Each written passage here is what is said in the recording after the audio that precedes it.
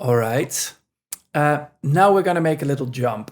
I'm going to do a little bit of arranging and structuring. We don't really have enough elements to completely build a tune from yet, but we do have a lot of the core elements and, something resembling the main groove. I tend to do this. Now, some people might find this a bit early in the stage to start, thinking about arrangement and structuring.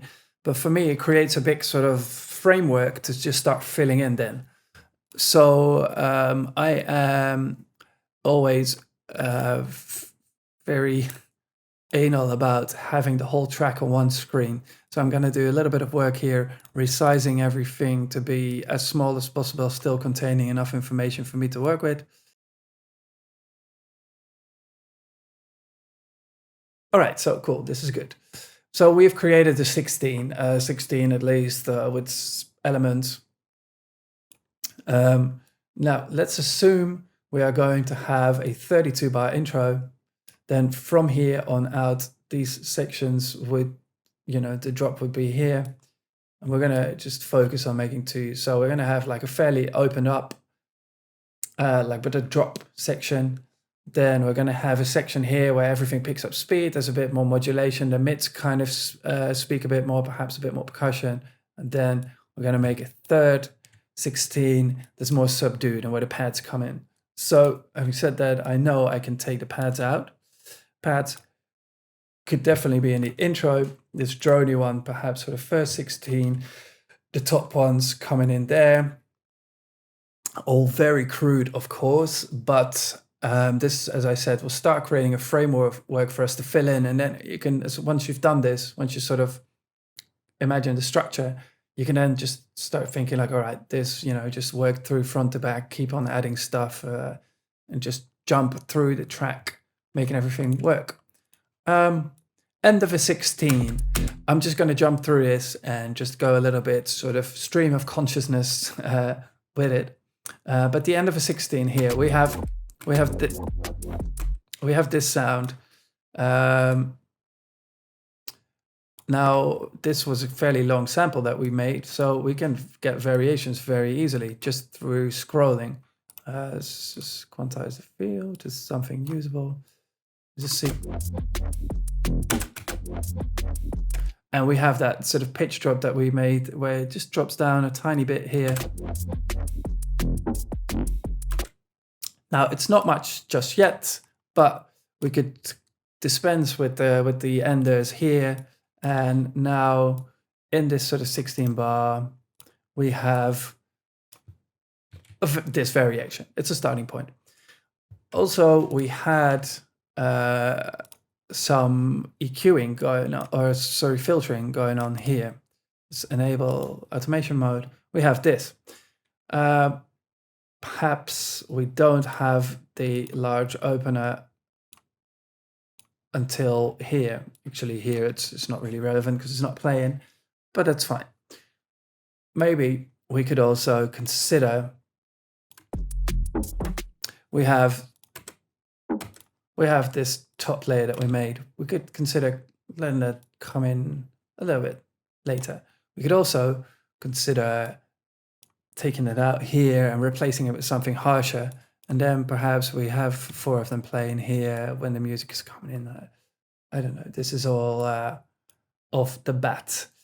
The stabby things, I am thinking either after 8 or after 16. Although here I'd like to put some focus on the bass line opening up. So perhaps this is a nice evolution. I don't know whether they need to be there. We'll see. And this is the filter, once again, going on the resampled FM8 sounds. Now, if I just go here, let's have a listen. I'm thinking these stabs are not here because they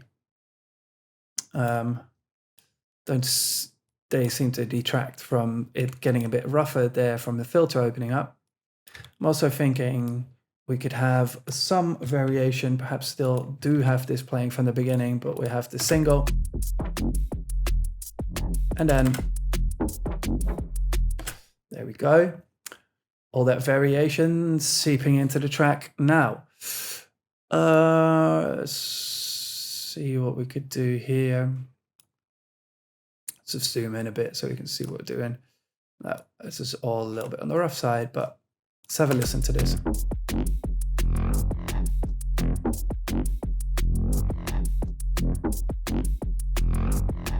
We made this layer here. Let's make another layer just for this section where we want to get a bit rowdier.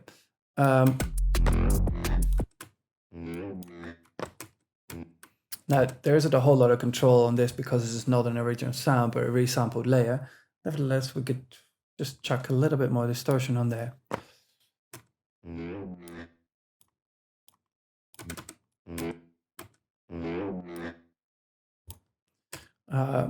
Considering we are layering on top of these, just select those ones and take them back about 3 dB.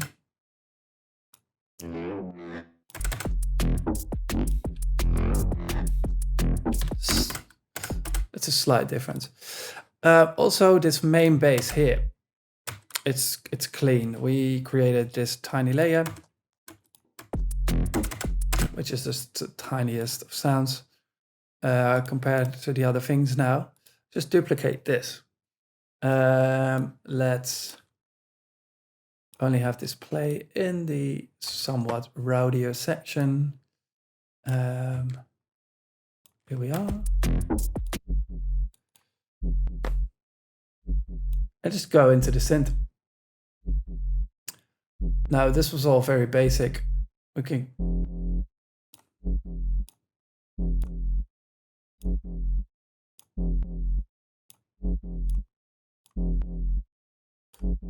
Where were it?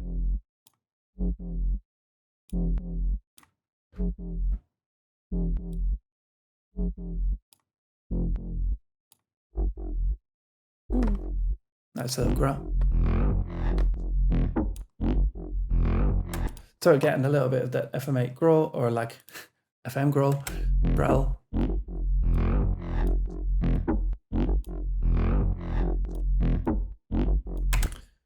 Slight little detail. And this being a top layer, and the whole tune now taking on a bit of a reverby character, which is maybe more reverb than I usually use, but it's working, so.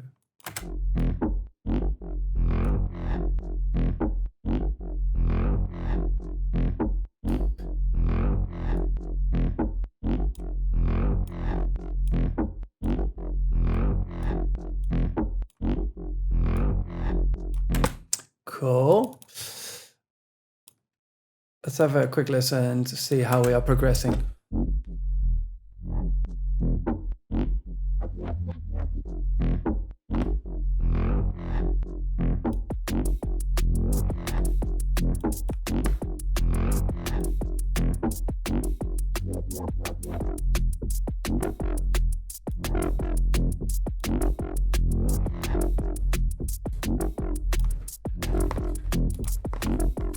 Little bit of erosion here, but before maybe the Pro R.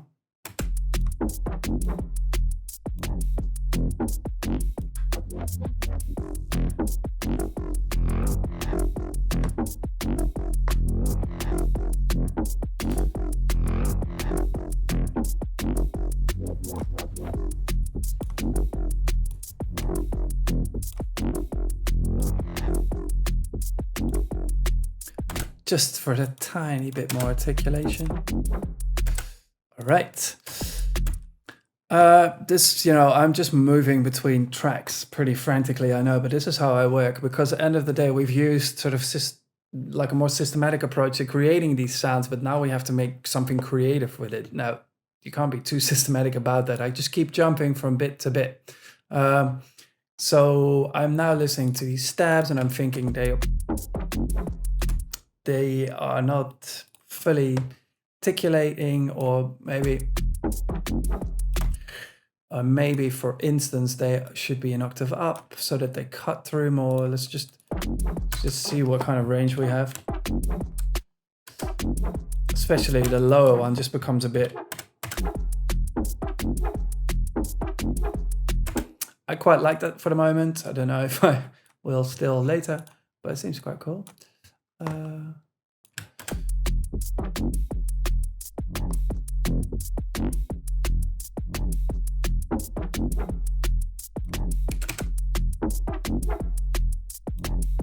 Yeah, much prefer that. Also, when I was just hearing that play there, kind of imagined a thing like this.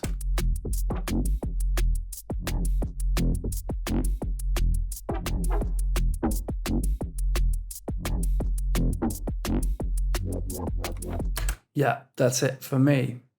It seems the appropriate call and response structure.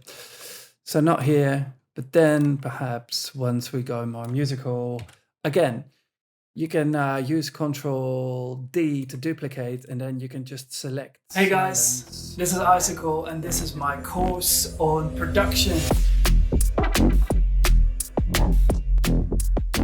In this course, I'm taking you through my entire workflow, the way that I usually work, starting off with drums, drum design, bass design, different types of sound design for leads and music, pads, so on, and eventually structure and mixdown. I hope you enjoy. I've really tried to stick to the basic principles of how I work so that you can take them and then develop them into something of your own. So yeah, I hope that you enjoy. Big up.